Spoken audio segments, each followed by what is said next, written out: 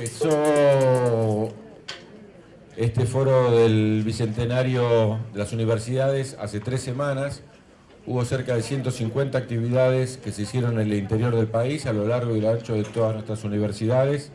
En todas ellas hubo más de 500 panelistas, debates muy importantes, muchos los pudimos seguir a través de internet, que, como señalamos hoy a la mañana, esto tiene que ver con la ausencia de un debate público respecto del Bicentenario. Las universidades tomaron esta iniciativa porque realmente, si no ocurría esto, no había ningún debate respecto al Bicentenario. Como se contaba recién, vamos a tener desfile militar, vamos a tener sesiones de distintos organismos, pero no vamos a tener, como tuvimos en el Bicentenario de mayo, un acercamiento a lo que es la emancipación, la independencia, la liberación con protagonismo de nuestro pueblo. Nuestra idea es que la universidad es el lugar justamente donde dar un debate plural, un debate federal, un debate crítico respecto de las ideas, de qué avances hemos tenido en estos 200 años, cuáles son las asignaturas pendientes y por qué situación estamos atravesando ahora. Y la verdad que lo podemos hacer,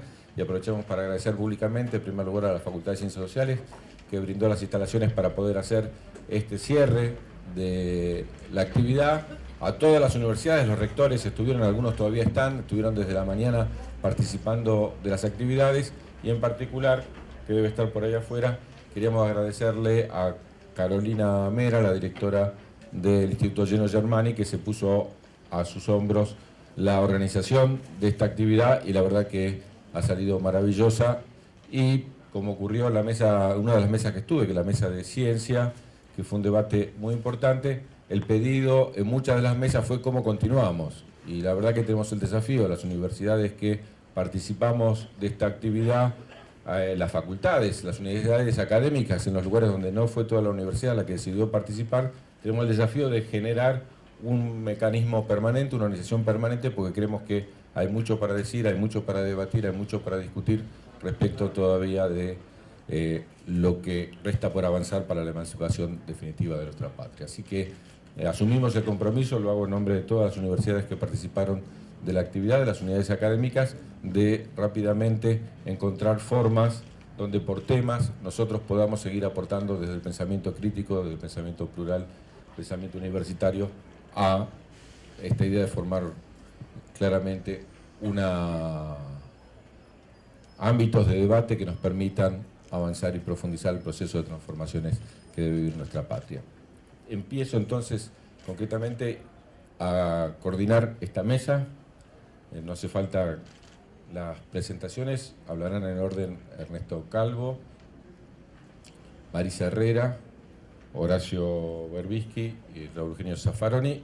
En ese orden vamos a hablar. Y la idea del tema para esta mesa final, creemos que es uno de los temas centrales, es también realizar un balance sobre qué derechos hemos avanzado en estos 200 años de independencia, en qué punto estamos y cuáles son los desafíos hacia el futuro.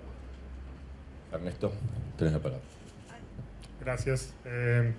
Gracias a todos por venir y por quedarse hasta estas horas de la noche. Gracias por organizar estas jornadas que han sido espectaculares. Y resumir 200 años de historia de derechos políticos, que es parte del debate, es una tarea un poco excesiva. Pero sí quería empezar, en algún sentido, modo personal, diciendo cuáles son los derechos que uno hubiera pensado que tenía hace 60 años, hace 40 años, hace 30 años. Hace 60 años la palabra genocidio no estaba ni siquiera en el vocabulario del mundo. Así que el avance de los derechos sociales y políticos no son simplemente un avance de los derechos sociales y políticos en la Argentina, es un avance que hemos visto en todas partes del mundo. Mi bisabuela murió en un campo de concentración. No había un término para la palabra genocidio, aunque genocidio se ha habido a lo largo de la historia, como todos sabemos. Hace 30 años mis padres no se podían divorciar. En el momento en que volvimos del exilio con mi madre y su marido en aquel momento, decidieron divorciarse cuando Alfonsín por fin logró implementar la política de la ley de divorcio, y en aquel momento el derecho al divorcio como tal no existía. En los años 90 tampoco existía el cupo femenino. La presunción de que las mujeres tenían que tener igual acceso a la capacidad de ejercer el poder político y no simplemente al acto de votar, que ya se había logrado hacía 50 años, era algo que no estaba dentro de los planes políticos ni tampoco de nuestras estrategias políticas de organización en los 80. Es algo que recién en los 90 apareció en el ideal político de nuestras estrategias de organización. Cuando estábamos llegando a los 2000, la idea del matrimonio igualitario no estaba ni siquiera en el debate político. Era un derecho del cual todavía ni siquiera estábamos activamente participando. Existía, por supuesto, el debate sobre el matrimonio igualitario con otros términos, con otro vocablo, en otros lugares, pero no era un debate nacional que se estaba dando sobre cuáles son los derechos que necesitamos profundizar. El derecho a la identidad, el derecho sexual, el derecho de los trans a ser reconocidos por su identidad, no estaba en el discurso político, no era parte del debate que nos estábamos dando sobre los derechos sobre los cuales había que avanzar hace tan solo 15 años.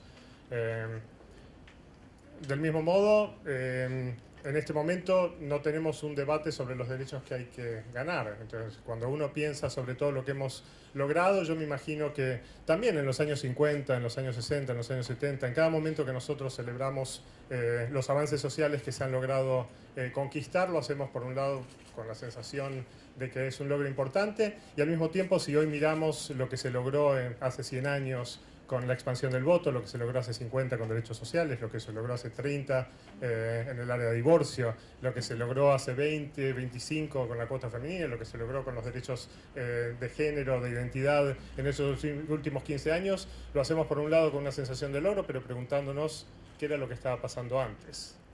Entonces es interesante mirar el tiempo que tenemos en este momento, donde hay una cantidad de logros sociales que se han alcanzado, de logros políticos, de derechos a los cuales estamos accediendo, y preguntarnos dentro de 20 años por qué vamos a pensar que este momento es un momento retrógrado, que es un momento en el cual, ¿cómo puede ser que estemos viviendo en un momento en el cual gran parte de la población vive en condición de indigencia, en condición de pobreza? No importa que en este momento en el mundo por primera vez la clase media es más grande que la pobreza, digamos. En este momento, hace tan solo unos años, tenemos que celebrar que el grupo, la población que es pobre en el mundo es más pequeña que la población que es de clase media. Y sin embargo, posiblemente en 30 años, nuestro cuestionamiento no va a ser el hecho de que, bueno, llegamos a un punto en el cual la pobreza representa una minoría de población, sino en el cual vamos a cuestionar este momento histórico y decir cómo es posible que tengamos todavía tasas de pobreza del 20%, 10, 20, 15, 10, 20, 30%, tasas de indigencia del 5, 10, 15%. Con lo cual, el balance de este bicentenario, para mí, es un balance optimista, es un balance en el cual, si uno piensa cómo se ha ido moviendo históricamente los derechos en Argentina, hay pocos momentos que han sido de neto retroceso. Yo decía el cupo femenino. El cupo femenino fue implementado durante el menemismo. Cuando uno piensa en el menemismo, uno piensa el giro a la derecha en la Argentina, retracción económica, desempleo, empobrecimiento, y al mismo tiempo tenemos logros sociales para remarcar. Cuando uno piensa la situación actual de los derechos en Estados Unidos, estamos viendo en Europa y en Estados Unidos un giro a la derecha importante. El giro a la derecha que estamos viendo en todo el mundo está siendo también acompañado por una expansión de los derechos civiles, por una expansión de los derechos sociales, y es absolutamente compatible que ambos movimientos se lleven hacia adelante. Con lo cual, creo que estamos en un momento en el cual se ha avanzado muchísimo sobre temas de derechos que hace 20 años ni siquiera nos estábamos planteando como derechos necesarios. Si uno va 20 años atrás en el debate político, muchos de los derechos que ahora estamos discutiendo son claves para los avances de estos últimos 15 años, eran derechos que no estábamos discutiendo a mediados de los 80, a mediados de los 90, que fueron parte de la agenda política que fue introducido y que, define un momento histórico bastante particular. La pregunta que sería como lanzar al debate, que tiene que ver con estas jornadas, son cuáles son los derechos, no simplemente los derechos adquiridos, que ahora se toman como derechos que son claves de la Argentina, que son propiedad ya social de este país, sino cuáles son los derechos que nos faltan, como en la reforma del 18, los dolores de cabeza que tenemos son las libertades que nos faltan, cuáles son los derechos sociales que en este momento la Argentina tiene que apuntar. Digamos, podemos darnos palmadas en la espalda sobre aquellos que fueron adquiridos, y noten, no sé si les pasa a ustedes, pero pensar en cuáles son los derechos que hay que ahora profundizar. no es una tarea sencilla. Muchos de los que eran importantes en algún sentido fueron cerrados y fueron implementados. Cuando yo pienso en los derechos que falta implementar en los próximos años, pienso en derechos que tienen que ver con derechos sociales y políticos y económicos, por ejemplo, salario universal, ¿sí? Con el acceso a los servicios. ¿Cómo? El acceso a los servicios. El acceso a los servicios. Bueno, pero es un debate interesante, que en algún sentido era el punto de esta presentación, un debate interesante si los derechos que nos faltan son los derechos económicos de la población que en este momento está sufriendo por la situación que tenemos en el país, o si los derechos que nos faltan son derechos sociales, civiles, políticos, que hace falta profundizar y que van a ser en algún sentido los cuestionamientos que el futuro nos va a hacer a nosotros, los logros que en este momento no hemos llegado a ni siquiera discutir y que van a mostrar en el futuro que nosotros no éramos tan avanzados, no habíamos llegado al lugar en el cual al lugar al cual nos gustaría llegar.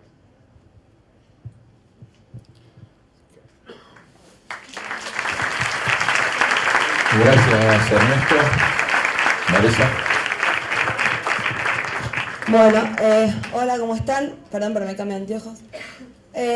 Agradezco muchísimo a Daniel por la confianza y bueno, yo en realidad vengo en reemplazo de Dora Barrancos, quien bueno, le tengo una altísima estima intelectual y aparte tengo un enorme afecto. ¿Y por qué a Daniel piensa en mí para poder estar acá en su reemplazo? Y yo presumo por tres cosas. Una, porque nos une el CONICET, la ciencia. Otra, porque nos une la universidad, la pública, la UBA.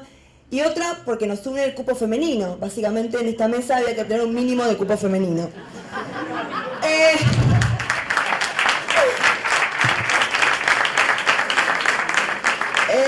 Dora, y también tiene que ver con temas de género, y uno tendría que preguntarse por qué será que lo femenino se identifica con el género. Creo que estos son temas que también nos queda como desafío pendiente, pero bueno, hemos avanzado muchísimo y parece que eso es lo que queremos poner acá sobre el escenario. Bueno, dicho esto, modo de introducción, en esta breve intervención quisiera destacar tres elementos que pretenden servir de hilo conductor para engarzar derechos civiles, ciencia y universidad, transversalizados por la ancestral y contemporánea a la vez tensión entre emancipación e independencia versus colonización y dominación, ubicándonos desde el ámbito temporal territorial en lo acontecido, en el plano legislativo político, en lo que podríamos denominar la docena ganada. Quitando obviamente, por eso no digo los últimos 12 años, porque los últimos 6 meses imposible poder mencionar. ¿Cuáles han sido las conquistas logradas en el campo de los derechos civiles? ¿Cuáles son las nuevas tensiones y también contradicciones? Entendible cuando se introducen cambios sustanciales en las reglas de juego, de lo social, al salirse de dogmas intocables fundados en lo natural, lo binario y lo heteronormativo. ¿Qué rol cumple y cuál debería cumplir dos sistemas claves en materia de transformación cultural como son la ciencia y la universidad? Estos son algunos de los interrogantes que brevemente voy a querer tocar en esta pequeña disertación. En primer lugar, soy civilista. Más aún, o con mayor precisión, soy abogada. Y provengo de la rama jurídica más conservadora, elitista y verticalista que tiene el derecho. Por lo cual, que alguien como yo esté en un panel de cierre de un proyecto socioacadémico de envergadura como este, ya de por sí demuestra una gran primera conquista. Entender que los derechos civiles son derechos humanos parece una verdad de perogrullo, pero ha sido algo central en esta docena, a mi entender, ganada. Así como el derecho penal hace años muestra su cara o preocupación más humana bajo la noción de garantismo, con la obligada puesta en crisis de la pena como reacción estatal ante determinados hechos sociales, por el contrario, el derecho civil siempre estuvo al margen de lo social o de lo público, como un ámbito de incumbencia que a la vez lo interpela de manera constante y sonante, no por casualidad, y sabemos que en las ciencias sociales lo causal lleva su voz cantante. El derecho civil se lo conoce también como derecho privado. ¿Privado de qué? ¿Por qué y para quién? Al servicio de los grandes intereses, en especial y principalmente económicos, y para unos pocos, los más fuertes e influyentes, quienes suelen marcar la agenda o las tendencias en la doctrina y jurisprudencia imperante, avalados por un poder judicial mucho más siniestro de lo que se creía. Y hay aquí dos observaciones. Una conquista, el haber desnudado la perversión del poder estatal menos democrático de los tres poderes que integran el Estado, y en la columna del debe, haber mostrado una actitud al menos naif, por decirlo de una manera, naif, sobre el poder judicial bajo un eslogan muy atrayente como lo fue la democratización de la justicia, pero carente o con un deficiente contenido. Con varios aciertos, como entender la capacitación como una verdadera política pública a través de herramientas necesarias y de calidad como el recordado InfoJust, en el que hemos visto como una carpa repleta de gente en Formosa hacía cola para tener su código civil. O la idea romántica, confieso que yo caí en esa naivedad, de creer la sanción de un nuevo código civil traería una ansiada jubilación masiva, conducta que no sucedió, lo cual demuestra el grado de atadura al cargo o al poder. Todos los relatores o secretarios pueden ir a los cursos de capacitación y enterarse de qué se trata esto del Código Civil. Sin ir muy lejos, en página 12 del domingo pasado salió una nota en la que se sintetiza cómo una jueza del Fuero de Familia de la capital federal estigmatiza a una mujer víctima de violencia de género.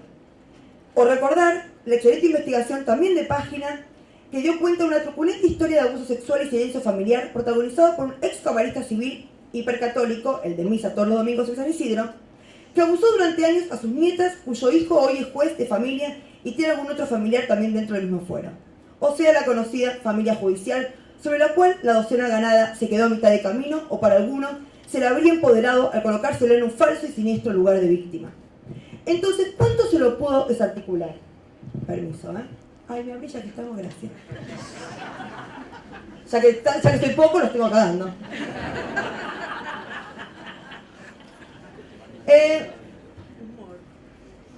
¿Qué habrá sido del impacto de los avances legislativos progresistas protagonizados en la docena ganada?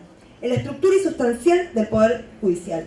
Por ello sería muy bueno poder contar con un termómetro que nos permite evaluar qué es de la justicia hoy después de estos 12 años.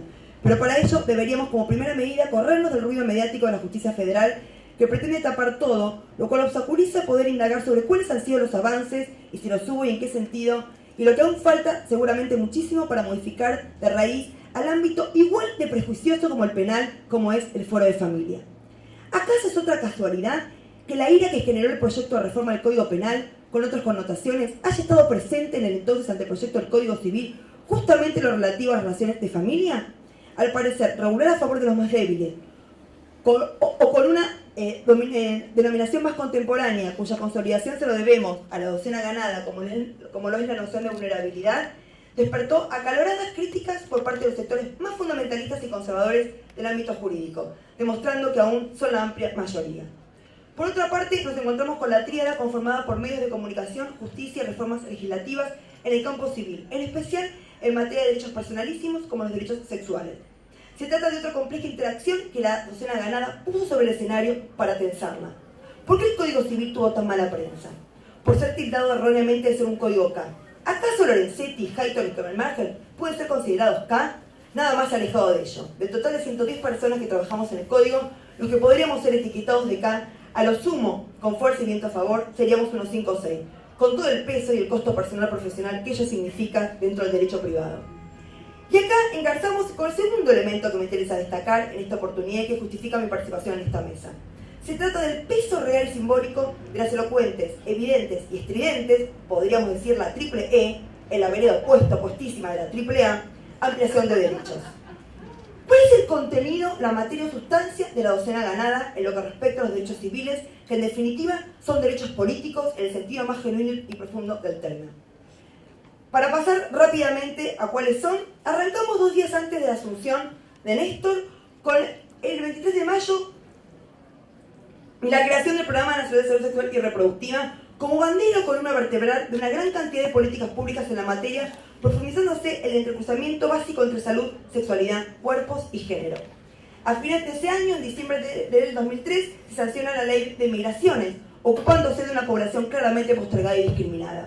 En el 2005, la Ley 2661 de Protección Integral de Niños, Niñas y Adolescentes, que reconoce nada más ni nada menos que los niños y adolescentes son un otro, sujeto de derecho y con sus especificidades e identidades. En el 2006, la Ley 26206 de Educación Nacional, en diciembre de ese año, complementada con otros cuerpos normativos como el Decreto 459, que se lo conocía como el Programa Conectar Igualdad, y en 2013 como también se lo conocía con la mal llamada Ley de Bullying. Pasando del curso entre educación e infancia y pasando de infancia a trabajo, en noviembre de 2005, la Ley 26064 instituyó el 12 de junio como Día Nacional contra el Trabajo Infantil y sancionó la ley que eleva a 16 años la mínima de la edad para el trabajo infantil y a la par amplía la protección del trabajo adolescente. Párrafo aparte merece el decreto de la Asignación Universal por Hijo, que después adquirió en 2015 rango de ley. Desde la mirada de género, los aportes legislativos han sido de tal envergadura que habría sido el germen del movimiento social, ni una menos. Podríamos poner como punto de partida la Ley de Educación Sexual Integral, que hoy en página sale justamente como lo están desguazando el programa. También tenemos meses anteriores la ley que reconoce el derecho a acceder a la ligadura de trompas y a la vasectomía. En esta clara línea legislativa, con y en perspectiva de género, el hito normativo es la Ley 26485 de Protección Integral para prevenir, sancionar y erradicar la violencia contra las mujeres, la cual integra un paquete legislativo que ha permitido profundizar un debate muy necesario en torno a la atención, igualdad versus diferencia. En este marco cabe traer a colación la ley que incorpora al Código Penal la figura del femicidio y con anterioridad la ley que previene y también penaliza la trata de personas. Además también, por eso, como muy bien dijo María Sebane, en los años que van desde los últimos meses del mandato de Néstor hasta comienzos del 2014, hubo una catarata de derechos adquiridos. Estos derechos no solo estuvieron plasmados de una legislación de decretos y leyes que provocaron profundos debates en la política y en la sociedad, sino con gestos simbólicos que recuperaron el papel de las mujeres en la construcción de la historia argentina, como marco general, pero también como estrategia de futuro hacia el empoderamiento de las mujeres en las posiciones más relevantes. Y en esta misma lógica, Cristina CFK inauguró en el año 2009 el Salón de las Mujeres del Bicentenario, afirmando que la idea es crear el ámbito más emblemático del poder político de la Argentina, como lo es la Casa Rosada, un lugar permanente para las mujeres, un lugar que nos hemos ganado, pero que todavía es muy resistido. Las mujeres no fueron los únicos actores sociales cuyos reclamos se hicieron escuchar, y tuvieron eco en el complejo entramado social protagonizado por fuertes y débiles. Otras leyes dan cuenta de varios olvidados que han sido visibilizados en esta lógica política de incluir a los excluidos. Y a la par engrosar y fortalecer la noción de vulnerabilidad como columna vertebral de los derechos sociales adquiridos en la última docena. De este modo no se puede pasar de largo la recordada madrugada del 15 de julio del 2010, la que se sancionó, muy a pesar de varios, entre ellos Bergoglio, la Ley 26618, que coloca a la Argentina en un lugar de vanguardia al convertirse en el primer país que se anima a extender la figura tradicional del matrimonio a las parejas del mismo sexo. Meses más tarde, otros actores sociales también sistemáticamente relegados han sido también contenidos en la Ley de Salud Mental.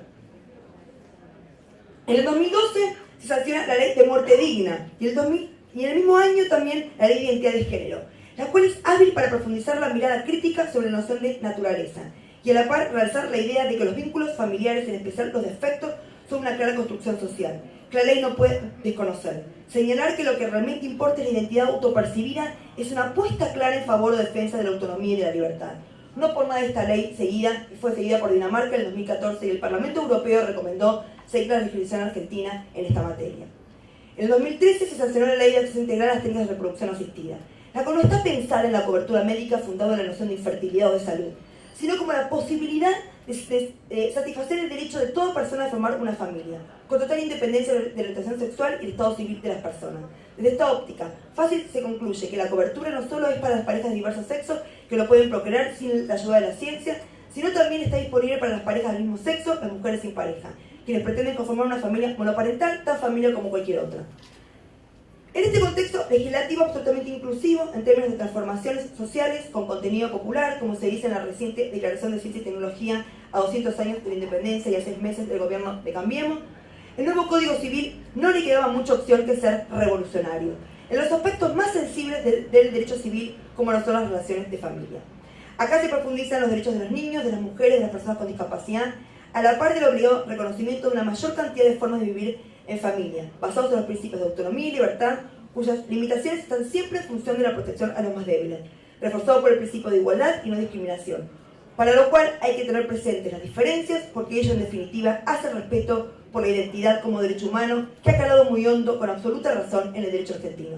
De allí que los 24 de marzo no pasen desapercibidos.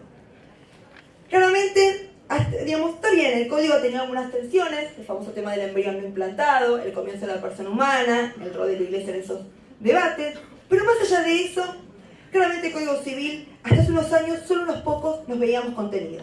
Las familias homoparentales, los transexuales, la familia ensamblada, más conocidos como los tuyos, los míos y los nuestros, aquellas parejas que no se casaban, los hijos nacidos por técnicas de reproducción estaban absolutamente invisibilizados.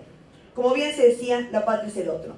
Un otro diferente a esa idea rígida y falaz del hombre medio heterosexual con acceso a bienes y servicios, el conocido buen padre de familia, del que se ocupaba una legislación civil donde el mundo se dividía en máximas binarias, hombres, mujeres, capaces, incapaces, normales o normales, menores y mayores de edad.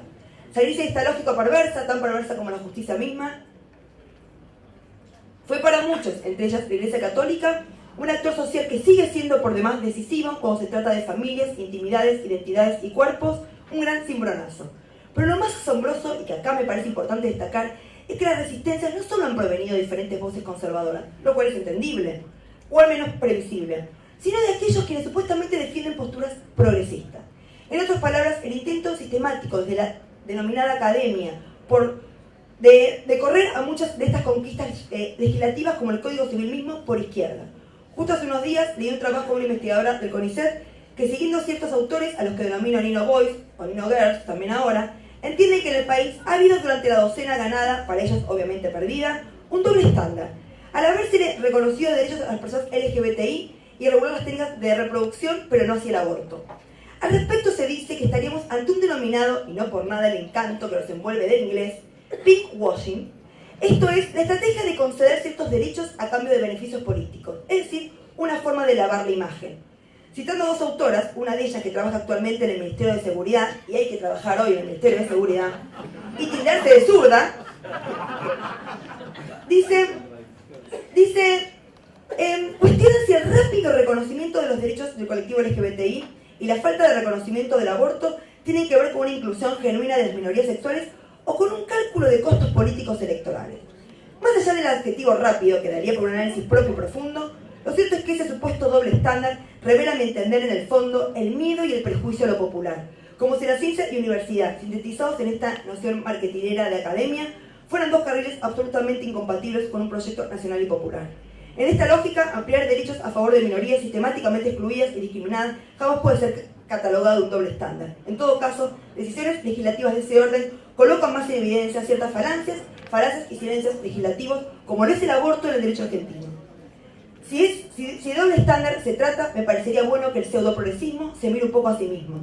¿Acaso las supuestas contradicciones no forman parte del juego político que encierran ciertos avances que tocan los cimientos más profundos de la sociedad?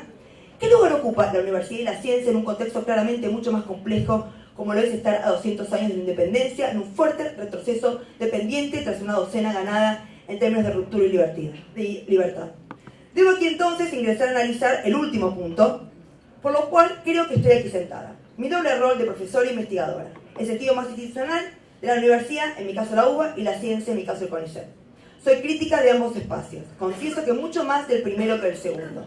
A lo mejor porque pertenezco al campo jurídico, donde pensar y defender la idea, como decía el recordado Enrique Marí, que el discurso jurídico debe comprenderse y evaluarse no solo por lo que descarta de sí, sino por lo que atestigua con esa exclusión, aún no es moneda corriente, todo lo contrario, esta mirada es de excepción.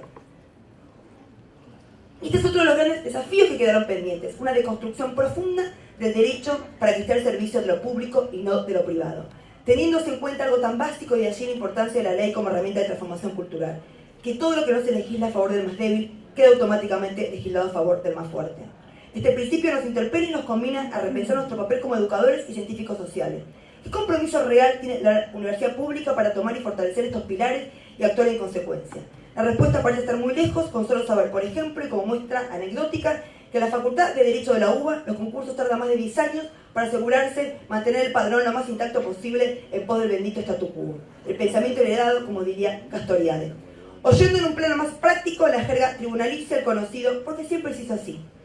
Sin poder desestructurar o romper con lógicas que lejos, muy lejos están de defender y proteger los derechos humanos, en este caso los civiles, en sentido amplio de la población, en una sociedad cada vez más compleja y multicultural. ¿Qué tiene para decir el CONICET, como un organismo cuya revalorización le debe y mucho a la docena ganada? Acá tampoco hemos podido sortear ciertas lógicas perversas, que digamos que también uno que siguen esa lógica del campo jurídico. Vamos con otro ejemplo. Hace unos años, una investigadora del CONICET, con quien compartíamos la comisión de evaluación de becas, me dijo: vos no deberías estar más en el CONICET, porque acá somos todos investigadores de élite. En cambio vos...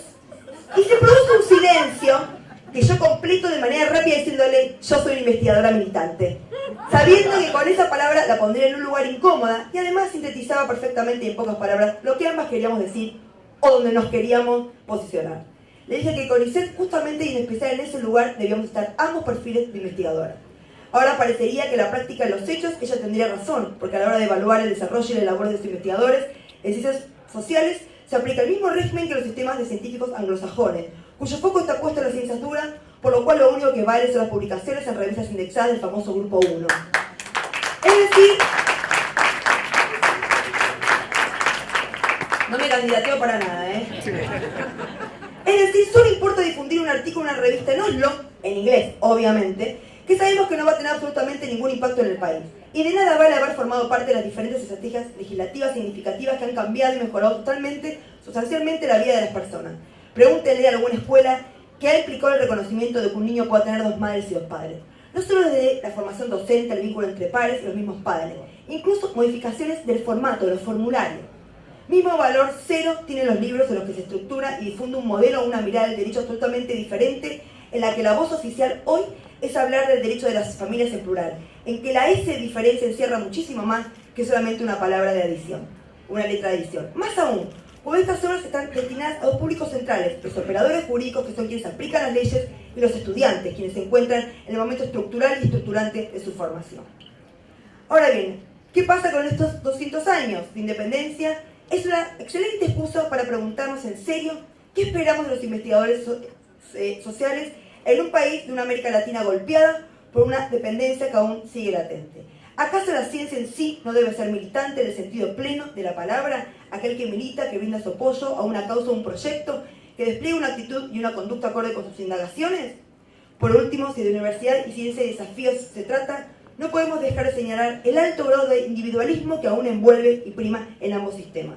Absolutamente contrapuesto para quienes comulgamos con la necesaria construcción de un espacio popular, plural y participativo, la triple P, en el que tanto la universidad como la ciencia tienen tanto para decir y una deuda pendiente claramente con la sociedad. En definitiva, ya lo dijo muy bien Gramsci, odio a los indiferentes, creo que vivir quiere decir tomar partido, la indiferencia es el peso muerto de la historia. Para quienes de la universidad y la ciencia revalorizamos una gran cantidad de actos de independencia vividos en los últimos 12 años, en esta docena ganada, estamos obligados a redoblar los esfuerzos hoy más que nunca. Se trata de vivir la investigación y la docencia como una práctica política que se anima a imaginar y transformar la realidad para que sea un poco más inclusiva o emancipadora. Es decir, algo y un poco tan básico como que sea un poco más humana. Muchas gracias.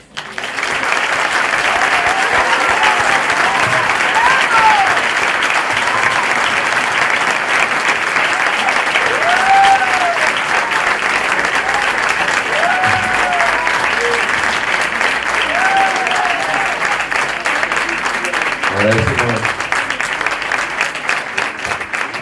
la participación. Yo quiero agregar 2 elementos más a los que ella incluyó respecto de por qué fue elegida para pasar a Dora Barranco.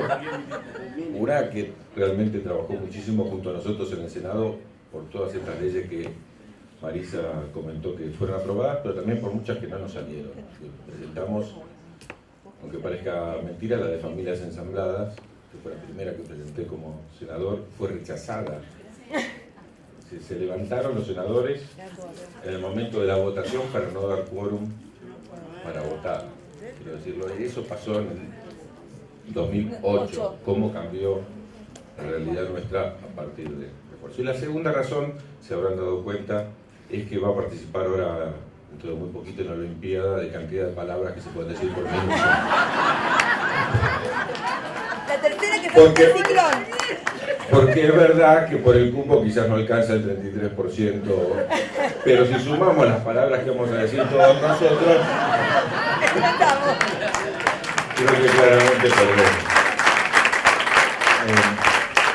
Que pasamos entonces a nuestro querido y admirado Horacio Nombrado.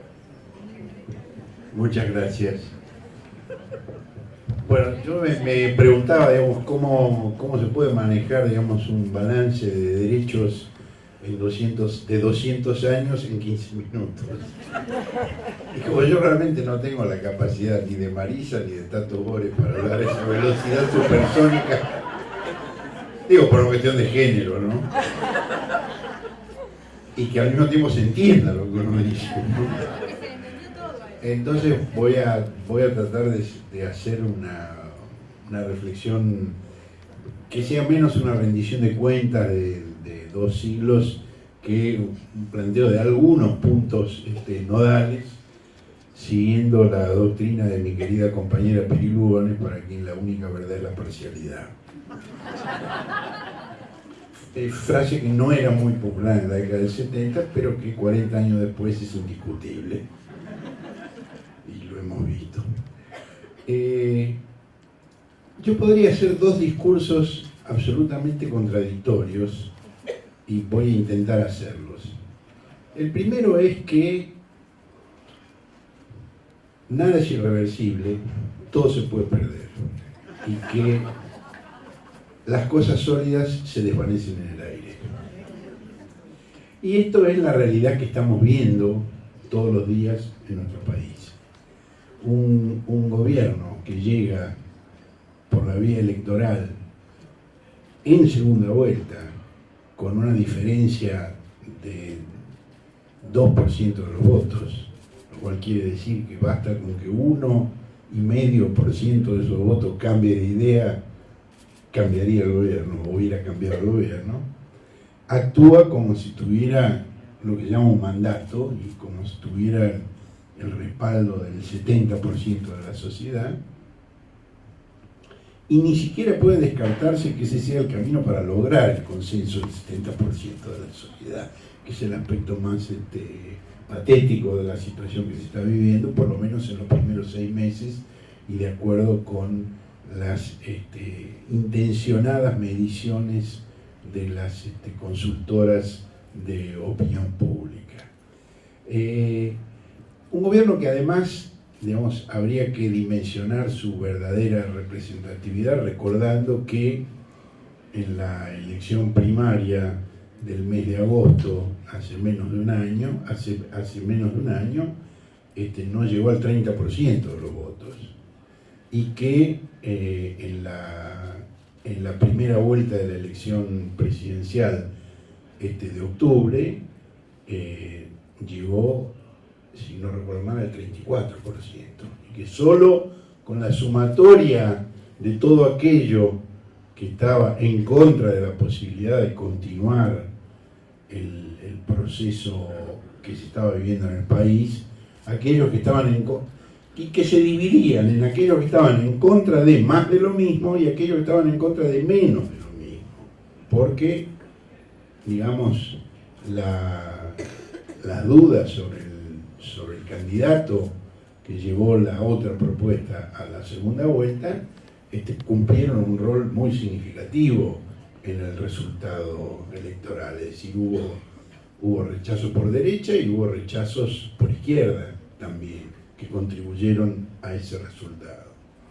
Y menciono estas cifras porque justamente el decisionismo ese que se está viendo en este momento y la temeridad con que se avanza en todas las direcciones, justamente puede crear el espejismo de un consenso mayoritario, que yo creo que no es tal, y vale la pena recordar cada vez que leamos una encuesta cuáles fueron los resultados de una elección hace apenas un año, para no comprar el paquete que se intenta vender.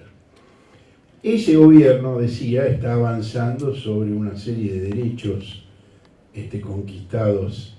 Me gusta la frase de Marisa de la docena ganada,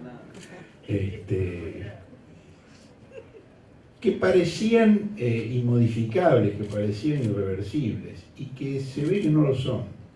Además está la historia de la humanidad.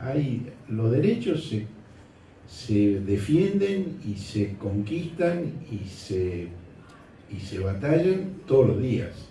No hay realmente nada irreversible.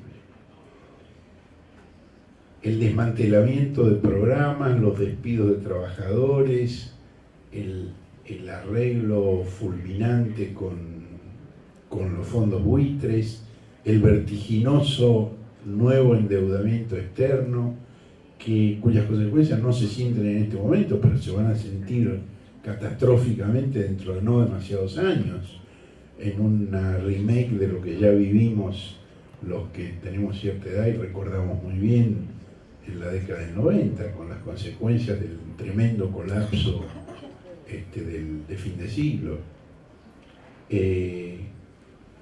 revirtiendo la política latinoamericana del anterior gobierno, propiciando una inversión de alianzas. Si a mí me hubieran dicho, el presidente dijo, si yo hubiera dicho hace un año que iba a hacer esto, me hubieran tomado por loco.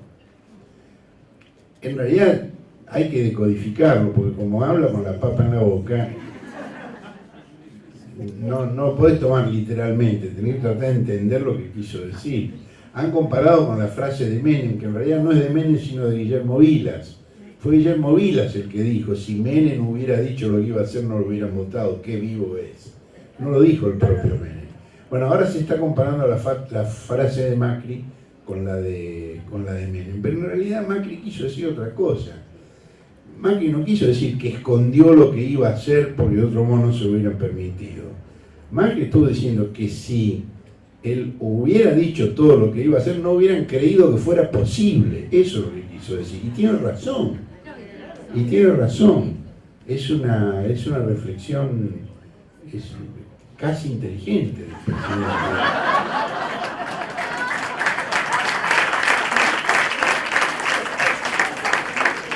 Esto es lo que llaman un aplauso discriminatorio.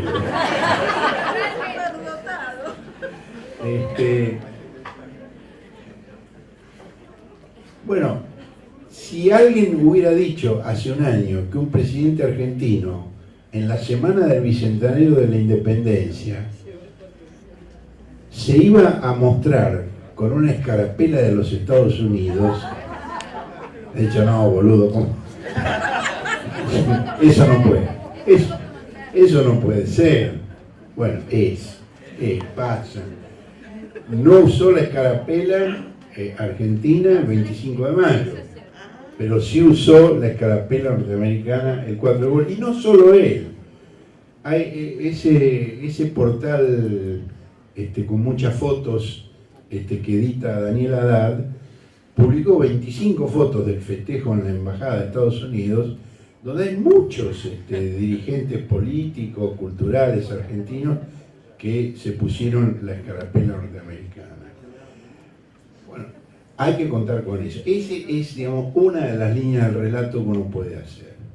Otra de las líneas del relato que uno puede hacer, y que parece contradictorio, es que hay logros y hay conquistas de las cuales no se retrocede. Y la historia de estos 200 años así lo demuestra. El actual gobierno quisiera seguramente detener los juicios por crímenes de lesa humanidad, pero no puede. Y en consecuencia lo que hace es desmantelar los programas del Poder Ejecutivo que tienen que aportar elementos para que el Ministerio Público y para que la justicia puedan avanzar. Nosotros hemos hecho un trabajo, el CELS, junto con Flaxo y con dos dependencias del Ministerio de Justicia y Derechos Humanos, el programa Verdad y Justicia y la Secretaría de Derechos Humanos, una investigación a lo largo de 2 años sobre la participación empresarial en los crímenes de lesa humanidad, que son 2 tomos de 1000 páginas cada uno, en una cooperación entre entidades, digamos, públicas y de la sociedad civil, donde queda muy claro que no se puede hablar de complicidad como tendíamos a hacer hasta hace no demasiado tiempo, sino de responsabilidad, porque la complicidad es la participación en un hecho ajeno. En cambio, aquí no fueron hechos ajenos, fueron hechos propios. Nosotros elegimos 200 empresas, hicimos una selección de la documentación disponible, 200 empresas donde hubiera habido víctimas entre los trabajadores, pues tomamos eso como eje de referencia.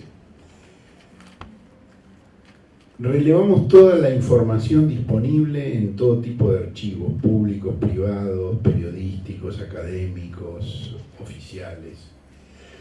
Luego, sobre esas 200 empresas elegimos 25, y sobre esas 25 empresas profundizamos la información con una investigación de campo en cada una de ellas. 25 empresas de gran importancia, numéricamente importantes, que representaran las distintas regiones del país y distintas ramas de la producción. Y tipificamos una veintena de formas de participación empresarial en los crímenes de dictadura que van desde el control de ingreso por parte de fuerzas militares de seguridad hasta, en la otra punta de la escala, el funcionamiento de centros clandestinos de concentración dentro de los establecimientos fabriles y la participación de los propios empresarios en secuestros, torturas y desapariciones. Sobre esta base, el diputado Héctor Recalde y otros diputados, pero él fue el impulsor del proyecto, presentó la creación de una comisión bicameral investigadora que fue aprobado por amplia mayoría de ambas cámaras del Congreso, con la sola oposición del partido que actualmente gobierna, del PRO, no de toda la Alianza Cambiemos, sino del PRO, es decir, de ese menos del 30% de aquel voto que mencionábamos, pero bueno, el gobierno cambió en diciembre y la comisión no se ha constituido, y cada vez que alguien se lo recuerda al presidente de la Cámara de Diputados, mira para otro lado y no la constituye. Ha habido una condena de un empresario en un juicio que por supuesto había empezado antes de que esto ocurriera, y se han desmantelado, digamos, en el Banco Central funcionaba un área de derechos humanos que hizo aportes muy importantes. Se disolvió y se creó un área de, comillas, ética y compliance. Ética y compliance. ¿Jorge sabe qué es? Quiere decir el cumplimiento de las reglas que no son leyes argentinas, que están contenidos, como explicaba Tayana en el panel anterior, en los tratados bilaterales de inversiones y en otro tipo de instrumentos supranacionales que condicionan el ejercicio de la soberanía nacional. ¿Incluye bilaterales, por ejemplo? Porque yo hace un rato pensaba en los derechos humanos, ¿no? Quiero decir que es una... En eso estamos. Claro, claro. No sé si no sé, el detalle, no te puedo contestar el detalle. En la Comisión Nacional de Valores había también un equipo de trabajo que estaba sistematizando información sobre esas violaciones a los derechos humanos ocurridos ante la dictadura, también fueron despedidos y fue disuelto. En el Ministerio de Seguridad había un área que estaba investigando la participación de las fuerzas de seguridad y que estaba aportando elementos importantísimos para la identificación de víctimas y para la identificación de perpetradores de los crímenes de lesa humanidad. Fue desmantelado. Es decir, hay una voluntad de regresión manifiesta, pero no pueden. ¿Y por qué no pueden? Bueno, por la misma razón por la cual no han podido sostener a Darío Lopérfido de Mitre como ministro de Cultura de la Ciudad Autónoma de Buenos Aires. Es decir, porque hay una minoría intensa, formada en este caso por artistas, intelectuales, que no aceptan esa regresión y no aceptan que ese área esté conducida. Hoy decían que es la primera vez que un ministro... No es la primera vez, ya ocurrió hace unos años en la Ciudad de Buenos Aires con Abel Parentini, que también era un facho de colección que tuvo que renunciar justamente por la movilización de la comunidad educativa que rechazaba los planteos que él había hecho. Y a mí me parece que esto es una clave para estos tiempos duros que estamos viviendo, y es que, digamos, la articulación, así como todo lo que se avanzó en tiempos pasados fue por la articulación de minorías intensas con sectores del sistema político. Esa misma articulación de minorías intensas con sectores del sistema político es lo que puede impedir la regresión y lo que puede preparar el camino para el regreso de una etapa distinta.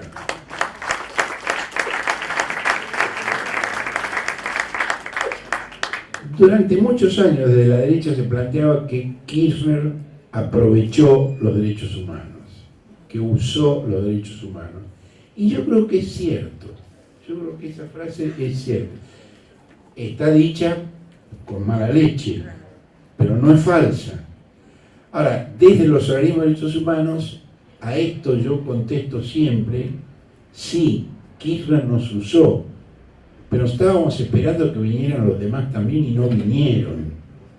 Estábamos dispuestos a ser usados en el sentido en que Kirchner nos usó, para hacer avanzar la causa por la cual habíamos luchado durante tantos años en soledad y con creciente grado de participación de sectores de la sociedad. Y en ese sentido, la práctica de los organismos de derechos humanos es un buen ejemplo para mostrar en este momento. Sí, se puede comenzar siendo pocos, se puede ser luego más y se puede luego llegar a moldear el sentido común de la sociedad. Esa es la historia de nuestra lucha de tantos años, y eso sí es irreversible. Cuando el proceso se da en esos términos, eso es irreversible. Contra eso no pueden. Por supuesto, venimos de 12 años de gobierno que tomó esas banderas y otras, las cuales acá ha habido amplia referencia, y ha sido derrotado electoralmente. Por primera vez la derecha tiene un gobierno propio logrado con medios electorales. Es un momento deprimente, por cierto, no tiene sentido ocultar eso. Pero, visto en otra perspectiva, en la perspectiva que da una mesa como esta, en la que estamos hablando de 200 años, bueno, es un recodo de la historia, es un alto de la historia, pero vamos a seguir hacia adelante.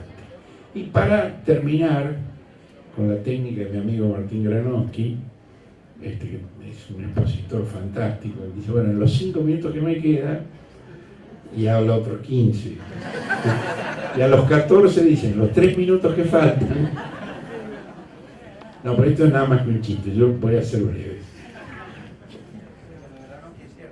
Sí, lo de Granowski es muy cierto. Aquí quiero plantear 2 temas. Un tema es el de la más grave regresión que yo veo, con la cual el gobierno tiene algo que ver, pero mucho menos de lo que nos gustaría, porque hay muchos otros sectores de la sociedad que tienen mucho que ver, que es la reaparición de un rol político predominante de la institución más reaccionaria, que es la Iglesia Católica Apostólica Romana.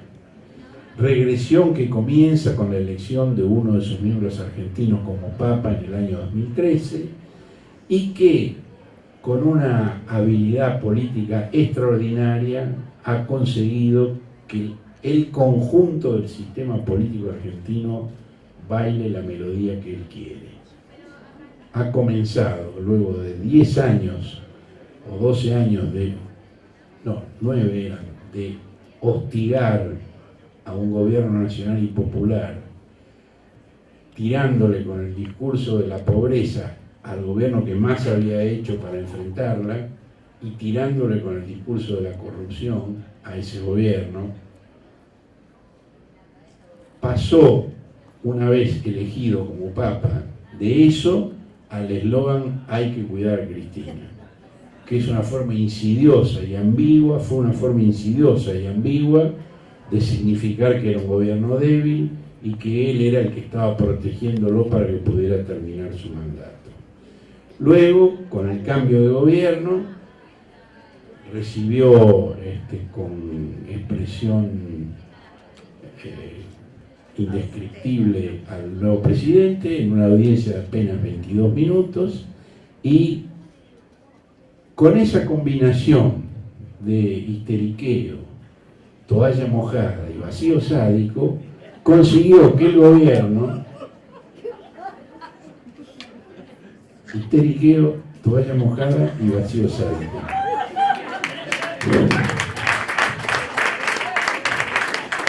Creo que provienen de distintas ramas culturales estas definiciones. Pidió una donación, cuando la recibió dijo que no la quería, la rechazó, la devolvió. Bueno, ha conseguido que las distintas vertientes del Partido Justicialista citen sus cartas apostólicas y sus encíclicas como única fuente doctrinaria, y que el presidente en Tucumán haya ido al Congreso Eucarístico Nacional a leer una invocación a Jesús preparada por el episcopado argentino, que es una colección de célibes ancianos que le explican al resto de sus compatriotas cómo tienen que comportarse en las relaciones sexuales y familiares, y le ha hecho recitar al presidente una serie de consignas en contra del aborto, que es una de las asignaturas pendientes de 200 años en nuestro país. Bueno, a mí esto me parece grave, muy grave.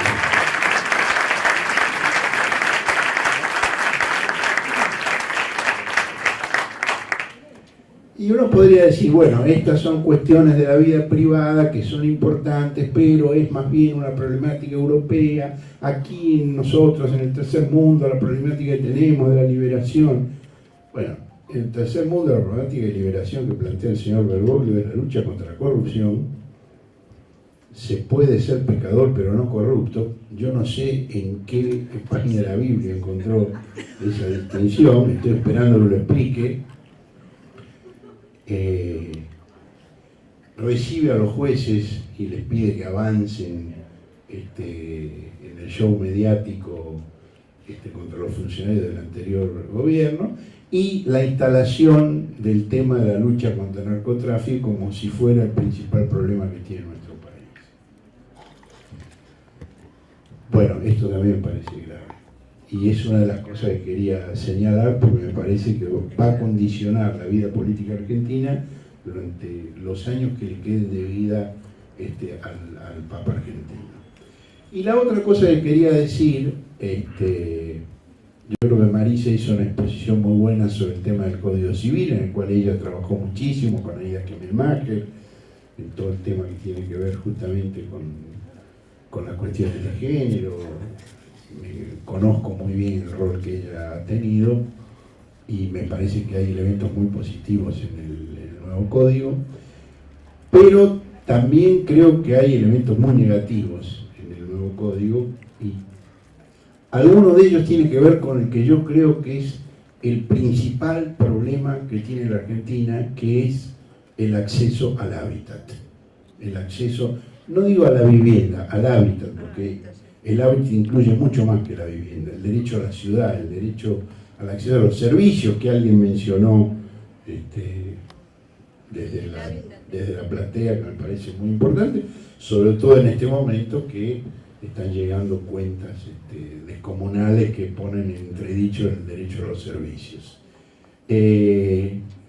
Bueno, desde el CELS nosotros tratamos de conseguir que, como mínimo, como definición genérica, tan genérica que la llamada doctrina social de la Iglesia Católica le incluye desde hace un siglo, la función social de la propiedad. Y ni eso conseguimos, ni eso conseguimos. Hay una ley de la dictadura, un decreto de la dictadura, mal llamado ley, de 1977, de manejo de tierras, que legisló todo lo que tenía que ver con barrios privados, con countries, y no dijo una sola palabra sobre el acceso popular a la vivienda popular, que en la Argentina se realiza en las peores tierras y por medios violentos, por la usurpación, porque no hay otra forma de acceder. Bueno, el nuevo Código Civil tampoco dijo nada de esto. Y este yo creo que es el problema número 1 que tiene la Argentina, número 1, del cual derivan todos los otros que después entretienen en forma anecdótica y sensacionalista a los medios de prensa, a la dirigencia política, y a nosotros mismos si nos distraemos un poco, porque hablamos de la inseguridad, hablamos de la violencia, hablamos del narcotráfico, y todos esos son epifenómenos de la imposibilidad de acceso al hábitat por parte de las amplias mayorías de nuestro país.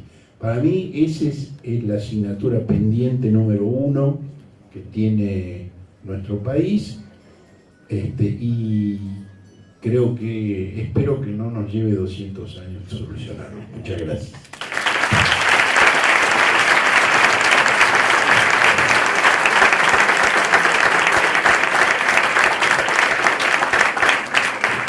Bueno, cerrando la mesa, le vamos a dar la palabra a Raúl Eugenio Zafaro. Bueno, muchísimas gracias ante todo por la invitación, por la nutrida presencia en función de la hora. Me encuentro con el mismo problema que Horacio. No sé cómo resumir 200 años en 15 minutos, pero creo que en lugar de seleccionar algunas cosas, lo mejor es tratar de sobrevolar y decir, bueno, ¿qué hicimos en 200 años en términos más generales? Y bueno, llevamos 200 años peleando por los derechos humanos. ¿Cómo no? Que los derechos humanos son 48. No, eso, hay una historia que viene del centro que nos dice que hubo derechos humanos primero individuales, después sociales y ahora de tercera generación. Entre la tercera generación está el derecho humano al desarrollo. No, nosotros empezamos por el derecho humano al desarrollo, porque la primera condición de independencia es el desarrollo, no nos equivoquemos. Y no solo es una cuestión histórica, no. Es una cuestión que hace a la vida. Hace a la vida por varias cosas. Primero, dejemos de hablar de eso que se habló todo el siglo pasado, si derechos individuales o sociales. No puede haber derechos individuales sin los derechos sociales, porque si alguien me da libertad para pedir pan, o me da el pan o me saca la libertad. Y si alguien quiere repartir pan y no tengo libertad para criticar al que reparte, un día se morfa todo el pan. Entonces, es tan globada la cosa. Y aparte me dice, bueno, si usted considera que el primer derecho humano, el más importante, es el derecho humano al desarrollo, está subestimando la vida. No, hermano, no. El subdesarrollo, que es lo contrario de la independencia y que es producto del colonialismo, sin lugar a dudas, uso la expresión colonialismo, lo estaba escuchando a Jorge, claro, es una expresión, los internacionalistas son más diplomáticos, los penalistas somos más brutos, es colonialismo. El producto del colonialismo es el subdesarrollo, y el subdesarrollo está costando en nuestra América Latina un genocidio por goteo. No es tan de golpe, aunque a veces es a chorro en algunos lados, pero si miramos los índices de América Latina nos damos cuenta de que somos campeones de 2 índices, y no por azar coincidimos en esos campeonatos. Uno es el índice de los coeficientes de Gini, y otro es el índice de homicidios. Nos salvamos Uruguay, Argentina y Chile. El resto tenemos en los dos ámbitos los índices más altos del mundo. Tenemos coeficientes de Gini, de distribución inequitativa de riqueza, superiores a África, que es más pobre, pero es menos desigual. Y de los 25 países que pasan los 20 por 100.000 anual de homicidios, 19 están en América Latina y el Caribe. De modo que eso es, ya ahí tenemos un considerable número de muertos. Si tenemos en cuenta que en México tenemos unos 120.000 en unos 6 años, más o menos, 5 años, tenemos 20.000 desaparecidos, y así podemos seguir. Tenemos alguna ciudad que es la campeona del índice de homicidio del mundo, San Pedro Sula en Honduras, etc. Si a eso le sumamos las muertes que pudieron evitarse por carencias alimentarias, por contaminación de aguas, por falta de programas sanitarios, de campañas sanitarias, por discriminación en la atención de la salud, por tener medios, carreteras que son inadecuadas a los medios de comunicación que tenemos, por inseguridad laboral, vamos a llegar, y sería bueno que desde la ciencia social alguien tratara de cuantificar esto más o menos, nos vamos a dar cuenta que nos estamos echando una ciudad de considerables dimensiones por año. De modo que, insisto, sí, el primer derecho humano nuestro no es el que nos cuentan desde el centro, sino el que vemos desde la periferia, es decir, el derecho humano al desarrollo. Y llevamos 200 años peleando contra el colonialismo, claro. Primero, hace 200 años nos sacamos el colonialismo de ocupación territorial directa.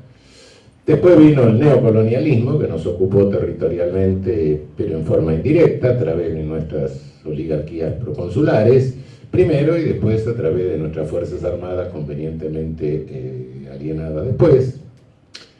Y esa etapa se cerró con el final de la dictadura de seguridad nacional, para abrirse una tercera fase avanzada del colonialismo, que es la que vivimos hoy. Es decir, tener a los CEOs sentados en nuestros ministerios directamente es una ocupación colonialista al nuevo estilo, conforme a esta fase avanzada. Que corresponde también a la transformación del capitalismo, es decir, al crecimiento exagerado del aparato financiero, a la concentración en corporaciones transnacionales, a la quiebra del equilibrio entre política y establishment. Finalmente el establishment con corporaciones transnacionales se comió la política en el mundo, o se la está comiendo totalmente, y después el otro desequilibrio entre el crecimiento desmedido del aparato financiero en relación al aparato productivo. Pero hay algo que es curioso en esto, y claro, no nos dimos cuenta. Tenemos un virrey que no se parece a Berti ponía luces, todo este se parece más a Sobremonte, pero que ganó por algunos votos, no muchos, y que como reparte el dinero de nuestros impuestos como se le da la gana, extorsiona a los gobernadores, claro, y los gobernadores presionan a sus senadores, a sus diputados, entonces manipula el legislativo, y a través de la manipulación del Senado también nombra la cúpula judicial. Entonces, ¿qué está pasando acá? Hay un sujeto que tiene un poder que en el mundo no lo tiene ningún monarca, no hay una monarquía que tenga hoy. No, Isabel II, la vieja, va por ahí, abre el parlamento, nada más. Acá no, acá hay un tipo que manipula los tres poderes del Estado. No me estoy refiriendo a democracia, me estoy refiriendo a república directamente, lo más elemental, ¿no? Claro, frente a eso uno se pregunta, bueno, pero ¿qué omitimos? Porque está bien, sí, yo sé que no hay nada que no se pueda revertir frente a un hecho de fuerza. Bueno, no tengo una deformación profesional que crea que la norma va a parar, no, la norma, no, eso no es cierto. Pero incluso ganó por un puñado de votos, pero si hubiésemos tenido una constitución que hubiese reestructurado de alguna manera más racional nuestra justicia, y no entro a describir lo irracional que tiene la institucionalización de nuestra justicia, porque es mucho. Entre otras cosas, tenemos 5 señores a los que el día que juran viene el Espíritu Santo, le baja un Pentecostés de ciencia infusa y saben a la perfección todo el derecho. Bueno, primero tenemos darle una función de control de constitucionalidad y en última instancia de casación de toda la sentencia del país a 5 señores, me parece que no es muy republicano que digamos. Es una peligrosa concentración de poder. Pero además pretender que esos 5 señores tienen ciencia infusa y conocen todo el derecho, no, acá no hay nadie que conozca todo el derecho, y yo doy fe porque me pasé 11 años firmando sentencias de materia que no conozco. Porque queda otro remedio, que veces. No me asusta la delegación. El Poder Judicial, si no se delega, no funciona nada. Pero una cosa es que yo delegue, alguien me proyecte, lo lea y sé la materia y entonces lo pueda corregir. Otra cosa es que cuando me traen el proyecto, yo no sé de qué se trata y estoy leyendo japonés. Y entonces tengo que confiar absolutamente en el criterio de quien estoy delegando. Pero dejo de lado esto. Si hubiésemos tenido estos detalles, si hubiésemos tenido una estructura judicial más racional, si hubiésemos tenido una concentración de casación mejor formada, si hubiésemos tenido una corte un poco más numerosa, si hubiésemos tenido un control de constitucionalidad en serio, porque el que tenemos nosotros es en broma, absolutamente, no sirve para nada. Sirve para obstaculizar, pero nada más. Quizás no sé si hubiera ganado una elección. Y si hubiéramos tenido una prohibición constitucional del monopolio de medios de comunicación, creo que tampoco. Entonces, cuidado, ¿por dónde nos entraron? Nos entraron por fallas institucionales. Insisto, no creo en la invencibilidad de lo normativo, pero fíjense que 3 gobiernos populistas están aguantando en la región: Venezuela, Ecuador, Bolivia. Los 3 hicieron constituciones nuevas y reestructuraron su poder judicial. De lo contrario, ya no estarían aguantando. Creo que se avanzan derechos, sí, pero cuando se avanza hay que anular, hay que tratar de asegurar un poco. Perón, que era militar, se dio cuenta. Era un milico y se dio cuenta. Dijo, si adquiero una posición, tengo que asegurarme la posición. Hizo la Constitución del 49, se le encargó a Sampaio, después se pelearon, no sé qué pasó, no importa, pero hicieron la Constitución. ¿Qué significaba? Sí, después vino el acto de fuerza. Sí. Pero tanto en el 30, como en el 55, como en el 76... la regresión requirió cometer crímenes atroces que quedaron marcados para siempre en la historia, y los tipos que lo cometieron no pudieron volver nunca más. Vienen otros que piensan lo mismo, sí, pero ellos no. Ahora se fue gratis la cosa, no costó nada, no hubo obstáculo ninguno. Yo ya sé que el obstáculo normativo se puede vencer por el hecho de fuerza. Sí, cuando viene el tsunami no hay nada que hacerle, pero no nos caigamos al primer golpe de viento. Pongámosle un obstáculo. Creo que ahí es donde viene la cosa. Creo que no nos dimos cuenta de la nueva táctica, de que esta forma avanzada de colonialismo ya no se ejerce como en la etapa del neocolonialismo, y menos como en la etapa del colonialismo originario, por supuesto, sino que entra por este lado. Estoy absolutamente convencido que si el resultado de la elección hubiese sido inverso, es decir, los que perdieron hubieran ganado por el 2%, estaríamos en una situación muy análoga a la de Brasil, y nos hubieran tucumanizado todo el país. Bueno, ¿y cuál es la situación? ¿Por qué se produce la situación de Brasil? Por un sistema electoral loco, por una institucionalización absurda que tienen. Sí, reformaron la Constitución, ¿no? Se la usaron. Usaron las brechas institucionales. En síntesis, y no quiero prolongarme más. Cuando escucho que vamos a volver, digo, no, paren, no vamos a volver porque no nos fuimos, estamos acá. Está la mitad del pueblo argentino, estamos acá.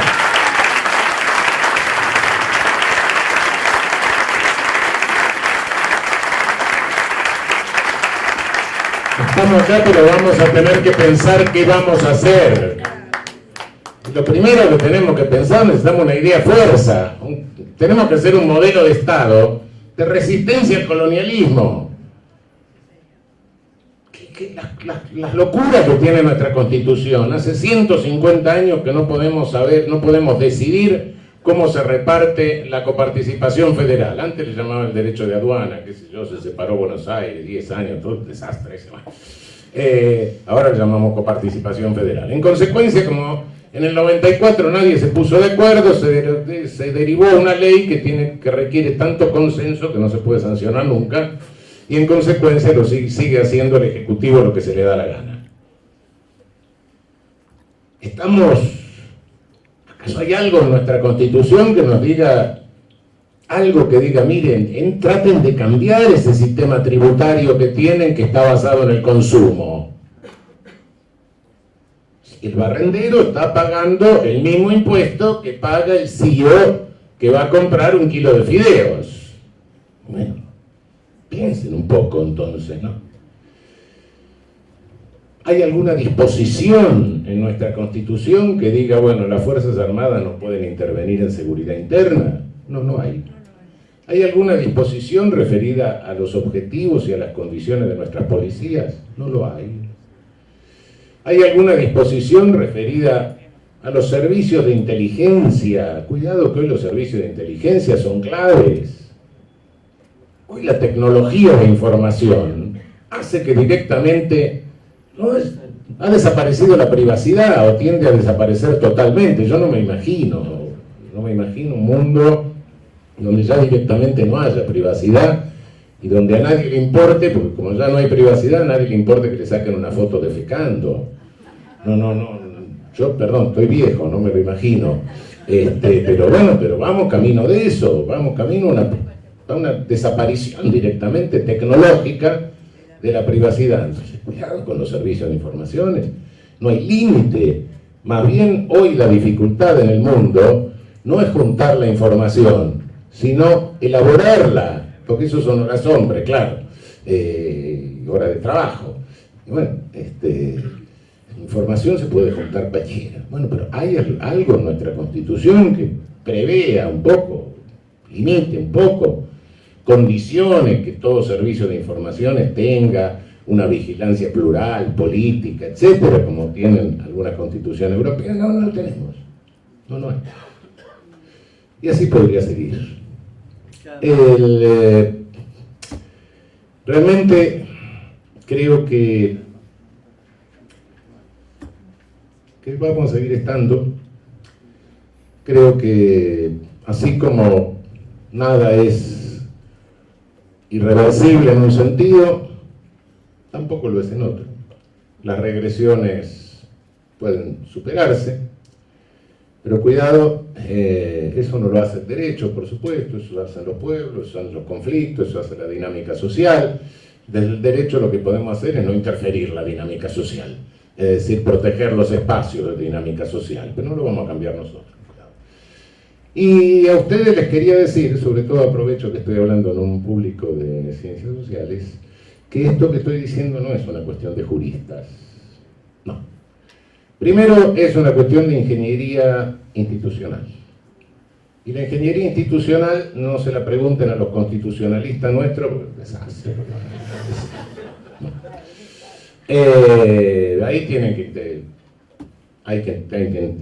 que intervenir economistas, politólogos, sociólogos, etc. No, cuidado. Eso, a nivel académico, cuidado que esto es una tarea pluridisciplinaria. Y a un nivel político, cuidado que esta es una tarea del pueblo, porque la tenemos que discutir todos, porque las decisiones son políticas. Al jurista sí hay que llamarlo al final, decirle, bueno, acá tenés el vino, ahora hay que envasarlo para que no sea vinagre. Buscar la botella, eso es... Entonces, creo que tenemos que tomar una idea fuerza, creo que tenemos que generar los obstáculos que podamos generar con conciencia, no con omnipotencia, con conciencia de poder, etcétera, sabiendo que el tsunami, no hay que hacerle. Pero cuidado, no sigamos cayéndonos al primer ventarrón, porque entonces vamos a incurrir en los mismos errores. Muchas gracias.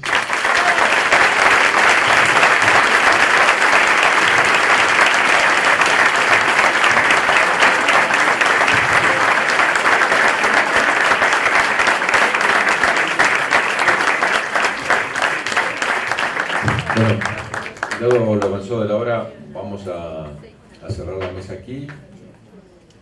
Quiero simplemente saludar que esta haya sido la mesa de cierre de un foro que, insisto, abarcó prácticamente todas las universidades, toda la geografía del país, fue sumamente federal, fue sumamente plural en las ideas y generó la posibilidad de que la universidad haga su aporte a este debate ausente, por lo menos a nivel nacional y desde el punto de vista oficial, que tuvo que ver con el Bicentenario. Retomo la idea que hablamos al principio de buscar quienes organizamos desde las distintas universidades esta actividad para ver cómo le damos continuidad y cómo permite que las universidades sigan avanzando en esta dirección. Quiero volver a saludar y a felicitar a Carolina Mera, ¿está por ahí? A los compañeros de Gino Germani de la Facultad de Ciencias Sociales, a la Facultad por habernos recibido. Y la verdad que saludo que esta haya sido la mesa final, porque creo que esta mesa no solo tuvo originalidad, tuvo aporte crítico, no solo pudo evaluar algunas de las cosas, por supuesto no podemos en 15 minutos, salvo Marisa, resumir 200 años, pero realmente también plantearon algunos desafíos para el futuro que me parecen que son interesantes y sin lugar a duda la universidad tiene que tomar esa necesidad de reconvertir la universidad, como ha sido estos años, un aporte fundamental a las transformaciones, hoy ser un aporte fundamental no solo a la resistencia frente al intento de avasallar los derechos que hemos conquistado, sino también tener las mejores propuestas hacia el futuro. No hay emancipación, no hay liberación sin pensamiento crítico, no hay emancipación ni liberación sin profesionales que estén realmente formados para el servicio del pueblo, y no hay emancipación y liberación sin ciencia y tecnología propia.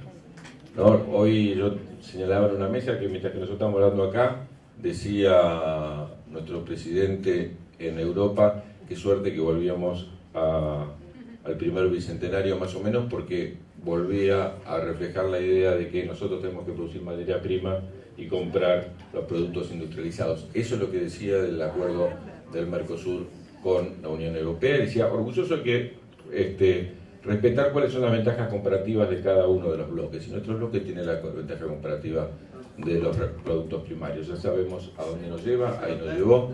Estamos acá en la universidad para discutir y hacer propuestas para que eso no pase. Bueno, muchísimas gracias a todos los que trabajaron. Muchísimas gracias por el debate.